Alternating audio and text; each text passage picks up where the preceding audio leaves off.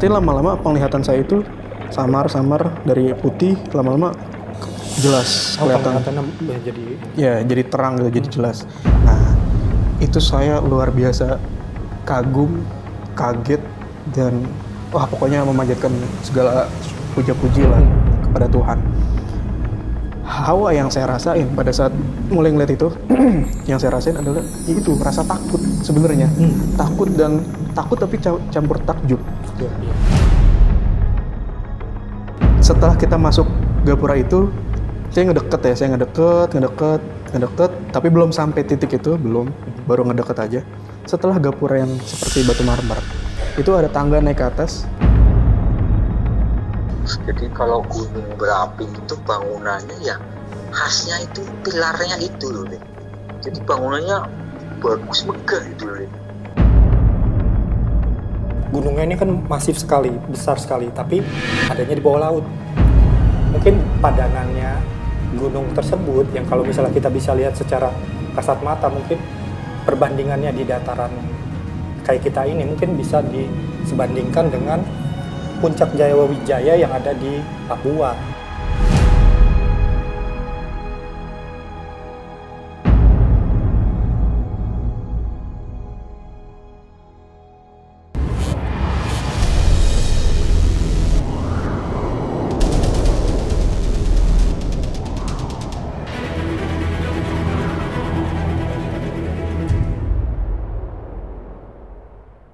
Assalamualaikum warahmatullahi wabarakatuh. Waalaikumsalam. Kembali lagi bersama kami di Time Travel.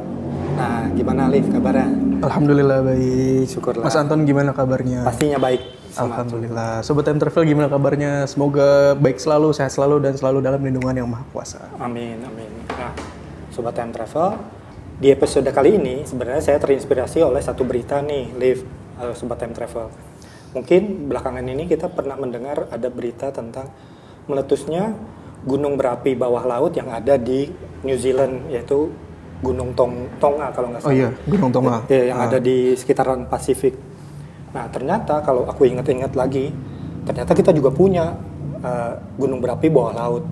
Tapi ini raksasa, Liv, gitu. Kalau misalnya kita bisa bayangkan, itu gunung itu ada di kedalaman yang 5.900 meter di bawah permukaan laut.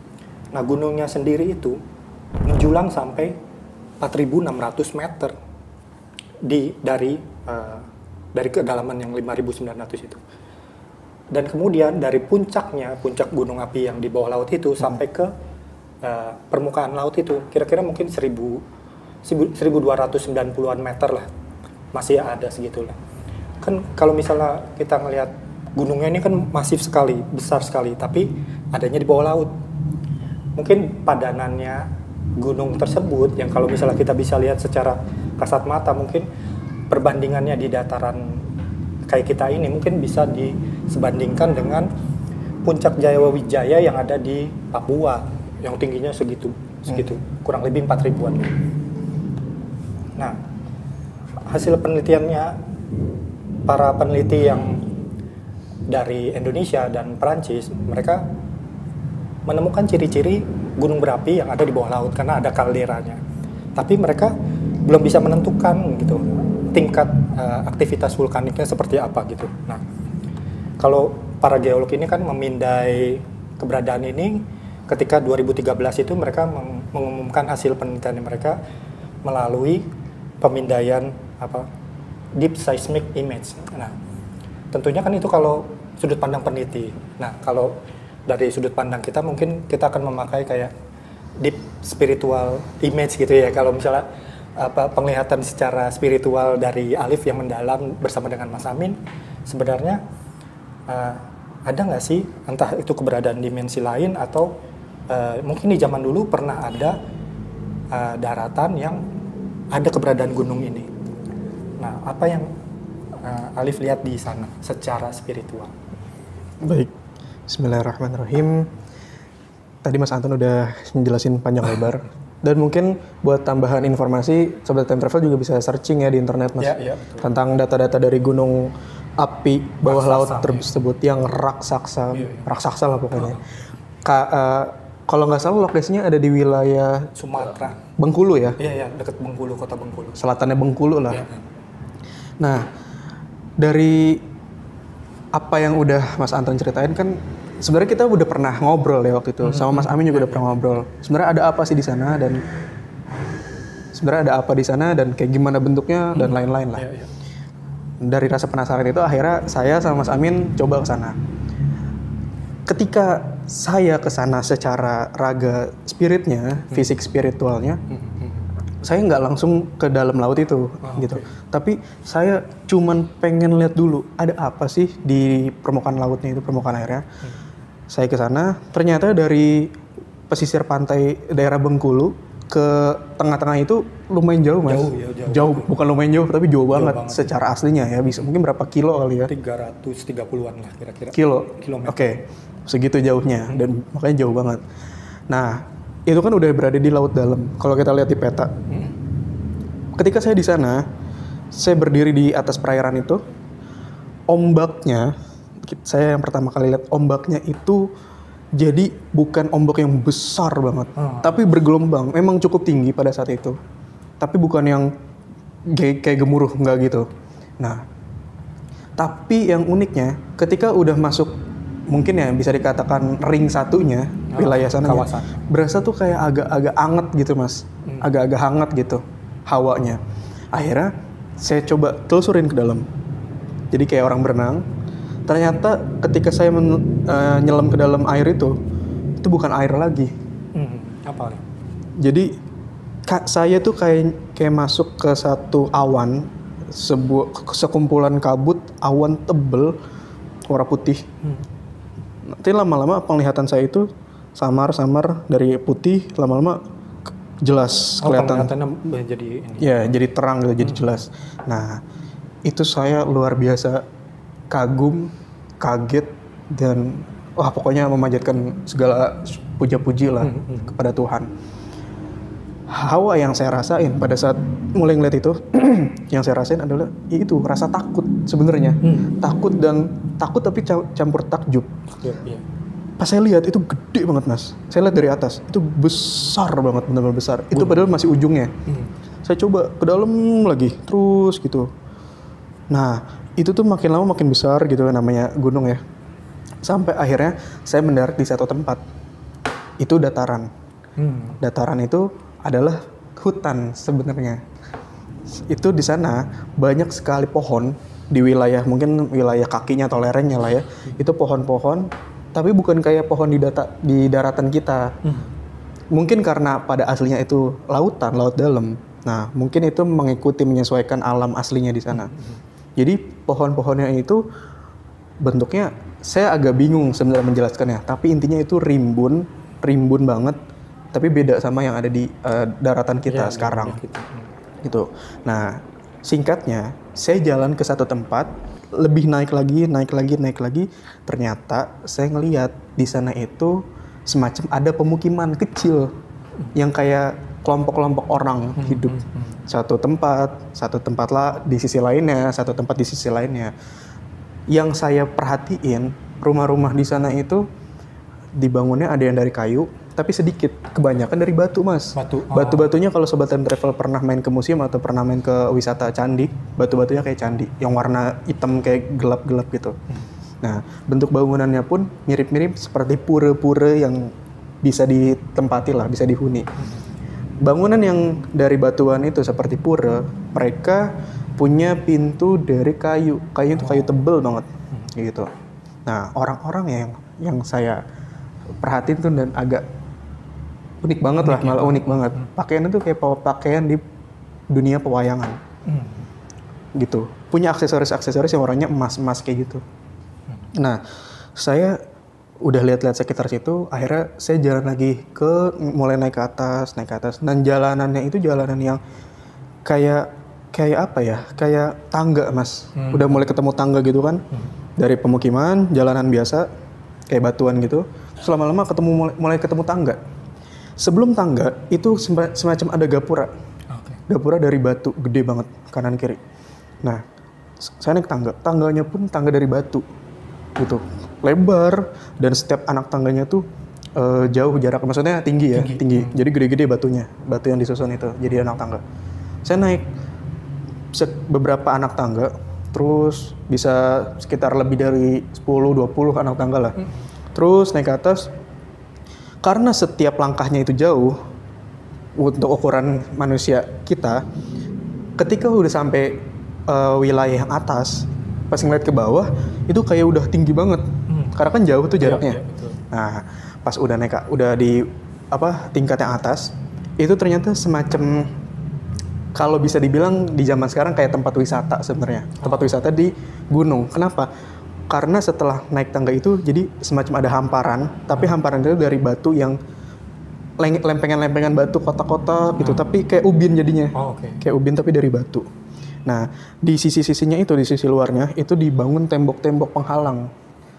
Kayak kalau saya beranggapan, jadi mungkin kalau ada orang ke situ ngelihat bisa sambil ngeliat gitu ya, sambil pegangan si tembok itu buat pembatas.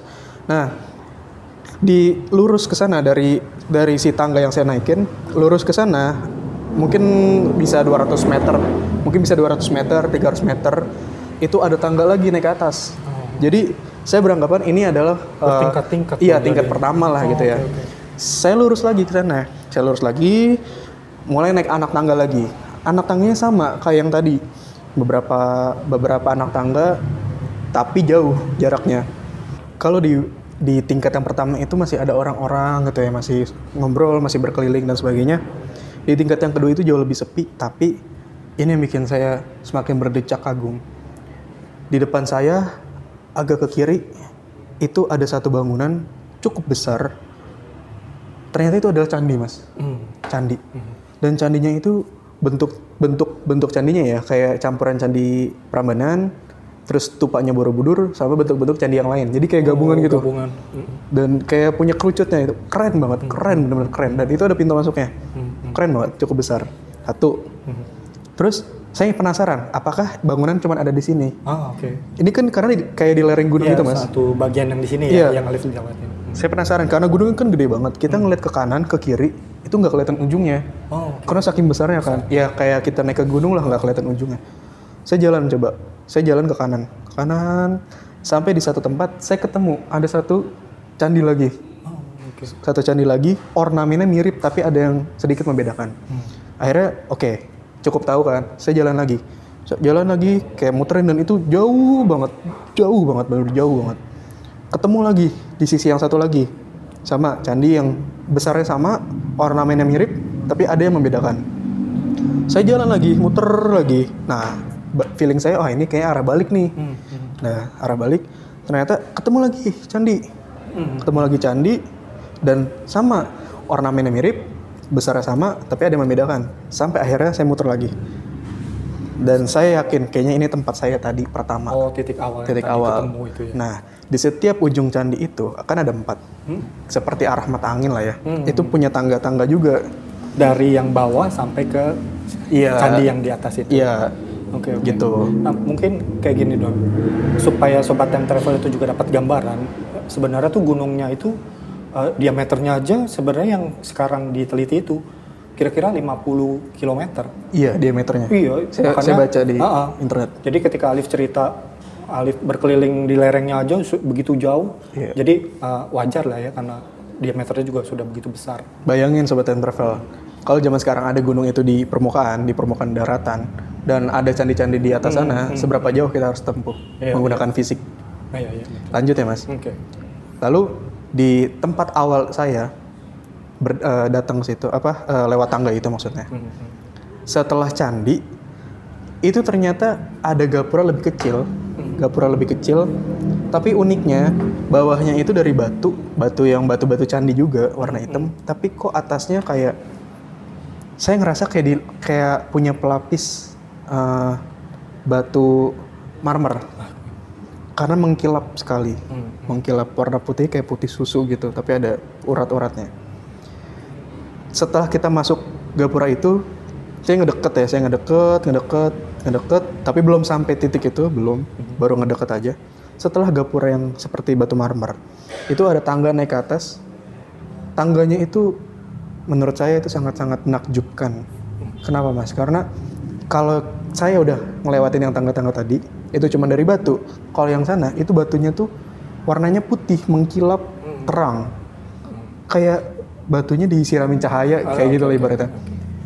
Saya nggak berani ke sana karena di sana pun ada penjaga. Oh, oke. Gitu. Sana Mungkin ada satu keberadaan yang lebih spesial kali ya, lebih beda karena tadi Alif cerita keempat candi yang lainnya ternyata memiliki karakter batu yang sama dan kemudian ada mungkin ada pembedanya sedikit kekhasannya, tapi begitu yang ke atas ternyata bahannya juga ada beda, terus ada cahayanya, mungkin spesial kali ya. nggak tahu. Oke. Kan saya kan belum tahu Mas pada saat itu. Oke. Akhirnya saya coba deketin salah satu penjaganya. Kan jaraknya lebar ya. Saya deketin yang sebelah kanan. Sebenarnya kayak orang aja, kayak manusia biasa, cuman kesana tuh kayak tua banget. Maksudnya tuanya tuh bukan dari segi wajahnya yang kayak orang tua, bukan. Tapi kok kesana kayak umurnya tua banget gitu. Sangat berwibawa, sangat bijaksana. Pakaiannya sama, kayak zaman-zaman pewayangan. Beliau punya senjata juga kayak tombak gitulah.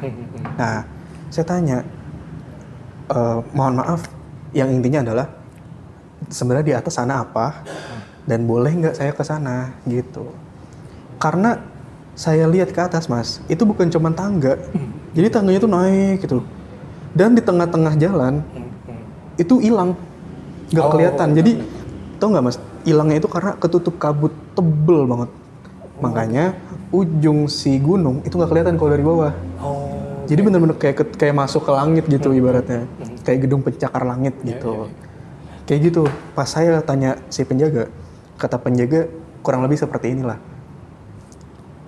Di atas itu bukan tempat sembarangan. Jadi tidak sembarang orang boleh masuk ke sana. Harus menggunakan izin-izin yang begini gitu lah. Okay. Pokoknya ribet lah. Iya. Gitu. Oh, akhirnya ya udah saya nggak jadi masuk ke sana. Gitu sih Mas. Sebenarnya dari keberadaan Pak Candi aja sebenarnya kita mungkin udah bisa mengira ya Sobat Time Travel bahwa ada tempat pemujaan mungkin untuk memuja yang beliau yang ada di ketinggian juga. mungkin nggak tahu juga. Nah terus ini Liv, kan tadi aku cerita nih kalau dari sisi peneliti dia kan menemukan ciri-ciri bahwa ini gunung berapi karena ada kalderanya ya kan gitu. Tapi secara vulkanisnya tuh dia tidak menemukan aktivitas vulkanik yang ada laharnya segala macam. Nah kalau menurut Alif itu gunung berapi atau bukan sih? Jadi gini Mas, sebelum saya turun ke daratan itu, ke dataran itu, pas di atas saya ngeliat si lubangnya gede banget, besar banget. Di bawah sana itu ada api yang bergejolak.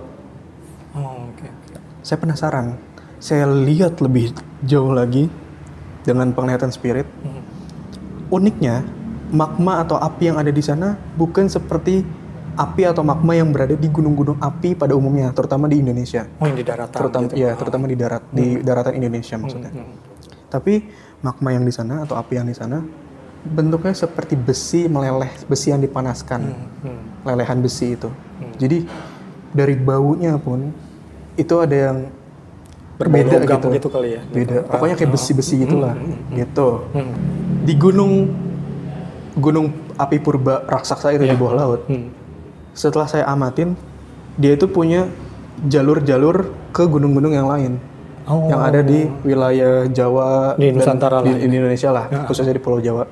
Jadi ada jalur yang menghubungkan antara satu gunung ini sama gunung-gunung yang lain. Makanya secara bahasa keilmuan disebut Ring of Fire. Salah satunya si gunung api itu. Gunung api itu ya. Gitu. Karena kan kesana kan dia kan jadi terpisah sendiri ya Liv gitu karena dia ada di bawah laut ya. Kalau kita kan yang orang awam kan melihatnya yang udah ada di daratan aja gitu, yang udah ada besar, ada yang tinggi segala macam gitu. Kalau ini kan mungkin referensinya nggak banyak orang yang tahu karena ada di bawah laut. Nah, kalau misalnya kemarin-kemarin kita selalu bercerita bahwa gunung itu sebagai bentuk simbolik dari sesuatu yang hidup misalnya gitu. Nah, kayak misalnya cerita yang di gunung di Punggung Naga itu yang di Jawa Timur itu, kan kita kan ngelihat ternyata dari gunung yang besar itu perwujudannya naga, tapi bisa juga mewujud sebagai kakek-kakek. Nah kalau misalnya yang Alif lihat di gunung raksasa di bawah laut yang ini, Ada nggak yang kayak begitu, Liv? Sebenarnya ada, Mas.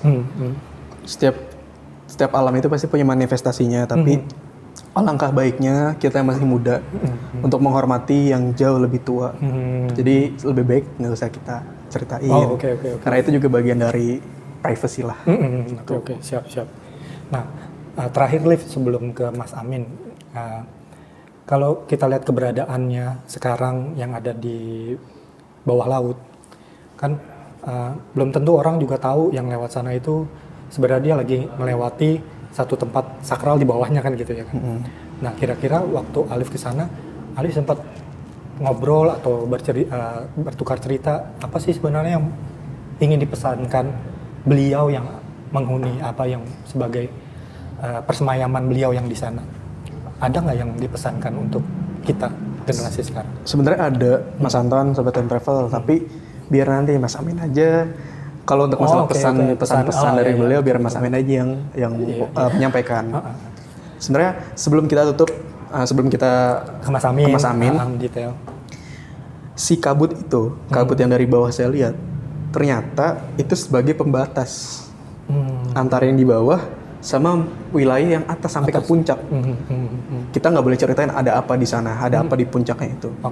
Tapi kalau tadi saya cerita di awal banget, saya ke sana itu turun ke bawah dari air laut, terus lama-lama jadi kayak awan kabut, tebel, lama-lama kayak pandangan saya itu jelas, kayak kebelah gitu si awannya, terus jelas menuju ke ujung puncak si gunung api tersebut, gunung api raksasa.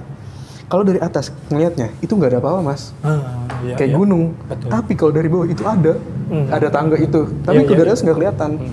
Itu hebatnya sang yang maha menciptakan. Betul. Oke. Stay tune Sobat Time Travel, kita akan menghubungi Mas Amin untuk bercerita lebih detail tentang apa yang Mas Amin lihat terhadap penelusuran gunung api di bawah laut. Nah, Sobat Time Travel, saat ini kita sudah terhubung dengan Mas Amin yang ada di Tegal untuk menceritakan lebih detail lagi tentang gunung api raksasa yang ada di perairan Bengkulu, Sumatera. Assalamualaikum Mas Amin. Assalamualaikum Mas Amin. Waalaikumsalam warahmatullahi wabarakatuh, Mas Anton, Mas Alif. Ya, gimana Mas Anton kali? Gimana kabarnya, Mas? Alhamdulillah, baik-baik saja di sini. Alhamdulillah. Nah, Mas Amin, tadi kan Alif kan udah cerita sedikit banyak tentang apa yang ada di gunung berapi di bawah laut yang ada di Bengkulu nih, Mas. Nah, kan di beberapa episode itu kan kita kan sempat mengangkat gunung berapi ya. Gunung berapi yang kita tuh kalau misalnya kalau orang awam kan bisa ngelihat langsung ya, Mas, apa gunung berapi, terus kita bisa sedikit bisa menggambarkan lah kalau kita orang awam. Nah, Mas Amin bisa ngejelasin nggak, Mas, mengawali ke gunung raksasa, gunung berapi raksasa yang ada di bawah laut itu, bisa sedikit diceritain nggak perjalanannya ke sana itu gimana? Karena ini kan satu tempat yang berbeda, Mas. Dia kan masuk, kalau kita kan masuk ke laut ya, kalau berarti ya kalau ke gunung bawah laut itu kan. Kalau yang di gunung yang di atas kan kita langsung bisa lihat, Mas, kalau orang awam. Nah, Mas Amin bisa ceritain sedikit nggak prosesnya masuk ke sana? Ini, Mas, jadi manakala saya di situ melihat ya, Mas, Sobat Time Travel juga penasaran, sebenarnya ada nggak? Gitu, gunung di dasar laut ada nggak? Ini ada memang. Nah, di situ, Mas, konon katanya itu, bukan konon katanya lagi, memang nyatanya ya, yang Amin saksikan dan Amin lihat dengan mata telanjang, di situ bukan sekedar gunung loh, Mas, itu asli gunung yang sangat tua, itu dijaga oleh beberapa orang di situ loh, Mas, orang sakti itu loh, Mas. Itu, Mas, makanya kalau dengan mata biasa itu, aduh, kok mana gunungnya, mana ininya, kan nggak bisa. Tapi kalau punya daya spiritual yang lumayan dan bisa punya indera yang lain ya, bisa melihat keberadaan penghuninya gunung tersebut itu loh, Mas. dan apa ciri-cirinya itu loh Mas, gunung tersebut Mas. Mas, aku mau nanya nih. Jadi waktu kita ke sana, walaupun sebenarnya terpisah ya, tapi kan tetap ya ke sana. Nah, pas kita ke sana, itu kan kayak nyebur ya Mas ya, nyebur. Tapi kenapa pas udah nyebur itu malah nggak ada airnya. Jadi kayak masuk ke dunia yang lain gitu. Malah pas kita nyebur itu bukan air Mas, tapi kayak apa ya? Kayak awan. Kayak awan gitu. Betul Mas Alif. Itu suatu kayak halusinasi tapi asli ya. Sebenarnya ketika dilihat itu air laut, tapi kalau kita masuk ke sana kita seolah-olah lagi kita menembus awan itu. Yes, loh, tadi kan air kok bisa kita tembus dengan mudah ya. Ternyata ibarat air itu sebagai dinding untuk menutupi gunung tersebut, ya itu ya Mas ya. Kayak gaib gitu loh. Sebenarnya air tapi nyatanya bisa kayak awan yang datar gitu yang menutupi gunung tersebut. Itu ya Liv ya. Aneh itu ya Liv. Oke. Terus waktu di sana Mas Amin lihat nggak ada bangunan kayak candi-candi gitu Mas di tingkat yang kesekian sebelum naik ke tangga yang lebih tinggi lagi? Bisa nggak diceritain? Wah, bangunannya ya itu sih ya Liv. Jadi kalau gunung berapi itu bangunannya ya khasnya itu pilarnya itu loh. Jadi bangunannya bagus megah itu loh. Karena apa ya? Apa ada sesuatu yang sangat suci. Jadi bangunan tersebut benar-benar megah, mewah gitu loh. Ya Liv ya? Iya. Amin juga kaget kok di dasar laut ada gunung, ada bangunan. Siapa yang mendirikan? Siapa yang merawatnya? Hanya siapa ya? Saya juga nggak tahu. Nah, di bangunan itu kita bisa bilang sebagai candi lah ya Mas ya di zaman dulu. Nah, kalau yang Mas Amin lihat tuh ada berapa jumlah candi yang ada di sana? Dan candi, posisinya di mana aja? Jadi yang Amin tahu itu sekitar 5 ya. Jadi identik dengan orang-orangnya ya gitu. Kalau orang yang luar biasa atau titisan dewa singgah di situ mesti satu tempat ada, 2 tempat ada. Yang Amin tahu itu di lereng-lereng itu itulah candi-candinya itu Liv. Oke. Candi-candi mereka itu kayak pura kayak itu loh Liv. Iya. Iya. Mas Anton. Iya. Ya, oke. Terus ada nggak hal yang aneh gitu pas Mas Amin ke sana? Kan namanya gunung api itu kan pasti punya magma ya Mas. Ada apinya kan di dalamnya itu. Tapi kok kalau yang saya lihat tuh beda gitu. Nah, Mas Amin ngeliatnya kayak gimana sih Mas? Jadi itu memang unik ya Liv. Semakin di dasar laut semakin uniknya ada. Jadi yang Amin tahu itu magmanya itu ya luar biasa ya, kadang bisa berkilau kayak emas, kayak apa itu cahaya-cahaya itu. Nah, yang Amin tahu itu kan di situ ada 5 tersebut yang sosok itu bukan sosok ya, itu kayak pangeran-pangeran 5 tapi bajunya itu ikuti baju pawayangan. Tapi setelah Amin tanya salah satu di antara beliau-beliau itu, ternyata memang sama tapi tinggalnya beda tempat, jadi bajunya itu modelnya ganti berubah gitu. Itu masalah yang Amin tanya sama di antara satu itu beliau itu. Oke. Nah, bukankah di dalam gunung api tersebut ada sebuah batu yang amat tua Mas, yang mengakibatkan kenapa akhirnya si magma itu, si api itu jadi kayak lelehan besi panas gitu?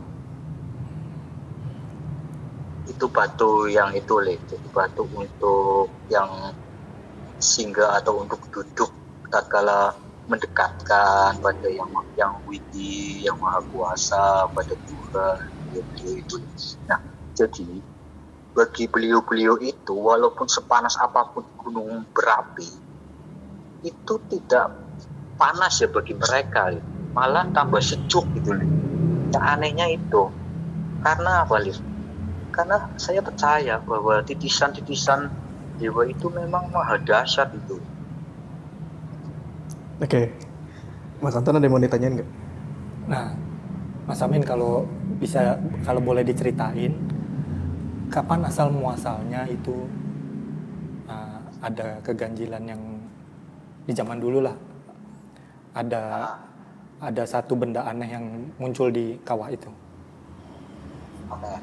Jadi ini Mas, kemunculan keanehan dan bentuk nyata itu sebenarnya ada sesuatu yang dari angkasa atau langit nirwana itu jatuh mengenai situ Mas. Jadi masuklah ke itu tanah yang gede itu, jadi masuk ke lubang itu jadi kawah. Nah itulah batu-batu itu batu pilihan Mas. Jadi batu pilihan yang sengaja dijatuhkan oleh dewa-dewa ya. Jadi untuk generasi dewa gitu loh Mas. Titisan-titisan di situ. Itu batu dari atas itu loh Mas. Itu keanehannya, keunikannya, keasliannya itu cerita aslinya adanya gunung yang gede di dasar laut itu. Oke. Nah kalau ini Mas, kalau di sekitaran gunung raksasa yang ada di dalam laut itu, apakah ada cerita kehidupan orang-orang yang di situ, penghuni-penghuni yang di situ Mas? Bisa diceritain nggak Mas? Sosoknya siapa? Jadi sosok kehidupan ada Mas di situ Mas. Tatkala ada utusan atau titisan dewa yang singgah di bumi atau di dasar laut, itu pasti ada kayak kehidupan warga. Itu tempatnya di lereng-lereng aja Mas. Jadi lereng sebelah sini orangnya kayak gini, sebelah sini orangnya kayak gini, itu Mas, berkelas-kelas gitu loh. Oke. Kami tahu itu. Oke. Kalau boleh tahu Mas, kasih tahu sedikit gambarannya ke Sobat Time Travel mengenai gambaran dari rumah-rumah warga yang zaman dulu itu seperti apa? Apakah modelnya kayak batu-batu candi atau dari kayu-kayu? Ada masuk semua itu Mas Alif. Jadi kategori dari kayu, dari batu itu masuk semua. Jadi yang kami tahu kalau orang yang biasa, orang dulu itu biasa di situ itu berkelas juga pakai kayu. Yang lebih mendekati orang yang sama beliau-beliau itu pakai batu itu loh, pakai batu yang hitam-hitam itu loh Mas. Yang bentuknya kayak pura-pura. Iya, kayak pura-pura kayak candi-candi lah gitu ya. Iya ya, candi-candi itu. Itu kelasnya sendiri lagi. Kalau kayak kita ya paling ya pakai kayu di situ. Oke. Nah, Mas Amin, ini kan gunung berapi raksasa yang di bawah laut nih Mas. Dia ada hubungannya nggak sih Mas sebenarnya dengan gunung-gunung berapi yang ada di daratan di Nusantara ini? Iya ya Mas Anton ya. Manakala Amin lihat kalau gunung berapi itu masih satu urat yang di daratan, masih ada ikatan, masih ada jalurnya ke gunung-gunung berapi yang ada di darat itu loh Mas, di dataran itu loh Mas. Kayak misalnya Amin Sewu ya, kayak gunung berapi ini Gelunggung, apa gunung Krakatau atau gunung yang di Magelang itu ya, itu masih ada Mas, ada uratnya. Jadi di situ bergejolak, ya ikut merasakan bergejolak gitu loh Mas. Karena kan kesannya kan jadi terpisah karena dia itu nggak pernah kita lihat, jadi kesannya kan tertutup, ternyata masih ada hubungannya kan katanya. Nah, kenapa terpisah Mas nih Mas? Tak potong. Kenapa terpisah Mas? Manakala suatu gunung terpisah atau bebarengan, ya bedanya begini. Kalau gunung berapi yang aktif bebarengan satu tempat itu nanti menghasilkan suhu panas yang luar biasa itu loh Mas. Oke. Nah, Mas Amin, kalau dari beberapa cerita kita tentang gunung berapi yang ada di daratan, kan ada kayak sosok perwujudannya lah Mas. Kayak misalnya waktu kita cerita gunung Punggung Naga itu kan ada perwujudan kakek-kakek ya. Nah, Nyun Sewu kalau misalnya di gunung yang ini, apakah seperti itu juga Mas? ada perwujudannya dari gunung tersebut. Iya Mas Anton, jadi suatu tempat yang ikutnya udah purba atau udah tua sekali ya, itu mesti jelas ada Mas. Jadi itu tidak bisa dipungkiri, walaupun pakai spiritual atau tidak pakai spiritual, itu mesti harus menyadari, harus memahami bahwa suatu tempat pasti ada yang menghuni atau menjaga itu loh Mas. Misalnya gunung berapi ini ternyata ada penghuninya orang tua kayak gini benar itu adanya. Nah kalau di gunung yang ini berapi yang besar di dasar laut itu sangat itu unik orangnya, rambutnya panjang itu kuat tapi oke kayaknya Mas Amin kayaknya nggak boleh ya, kayaknya nggak usah kita detailin gitu karena di mana tempatnya, walaupun apapun itu, selama masih di sini di bumi, ya punya teritorinya masing-masing lah. Masa iya dapur orang mau kita angkat kan nggak mungkin. Gitu Mas Anton. Iya. Oke. Sorry Mas Anton, Mas Ali. Setuju kan Mas Amin? Ke bawah keinginan untuk menjelaskan pada sobat yang travel semua. Biar sobat yang travel juga paham bahwa segala sesuatu yang pernah ada di bumi maupun yang masih ada sampai zaman sekarang, nggak harus semuanya itu kita ungkap gitu. Oke. Terakhir Mas, ini pesan-pesan beliau terkait dengan keberadaannya di sana. Kalau memang Mas Amin dapat ya dari beliau, apa Mas yang dipesankan beliau untuk kita? Itu biasa kalau di suatu tempat ya pesan-pesannya yang memang begini ya. Tolong rawat jaga dan jangan sembarangan. Manakala suatu gunung, kalau gunung berapi aktif meletus, itu akan menjadi suatu perubahan. Dalam arti perubahan nanti bisa membaik lagi, dalam arti perubahan yang biasanya kayak tegang laut atau udaranya kotor, jadi udah mulai bersih gitu loh Mas. Itu perubahannya itu tani-tani akan jadi subur lagi, itu sudah jelas gitu. Oke, jadi inti pesannya suruh jaga aja sih. Oh, jadi inti pesannya adalah menjaga alam gitu kan Mas Amin? Tetap kelestarian alam ya, tetap. Iya, jaga alam. Oke Mas Amin, aku pikir cukup lah untuk episode kita kali ini membahas tentang gunung api raksasa yang ada di bawah laut di Kepulauan Sumatera. Terima kasih Mas Amin atas penjelasannya. Sampai kita ketemu lagi di episode selanjutnya. Assalamualaikum Mas Amin. Waalaikumsalam warahmatullahi wabarakatuh, Mas Ali, Mas Anton. Nah, Sobat Time Travel, tadi kita udah dengarkan sendiri penjelasan detail dari Mas Amin tentang keberadaan gunung berapi raksasa yang ada di bawah laut di dekat Pulau Sumatera. Sampai di sini dulu akhir cerita kita di episode kali ini. Semoga tayangan kali ini bisa memberi manfaat, memberi sudut pandang yang lain tentang satu keberadaan yang ada di gunung api yang ada di bawah laut di Sumatera. Tetap like, share, comment, and subscribe. Atau mungkin kalau sobat-sobat Time Travel punya pendapat lain tentang apa yang kita ungkapkan di episode ini, mungkin nanti bisa ditulis di bawah. Sampai bertemu lagi di episode selanjutnya. Wassalamualaikum warahmatullahi wabarakatuh.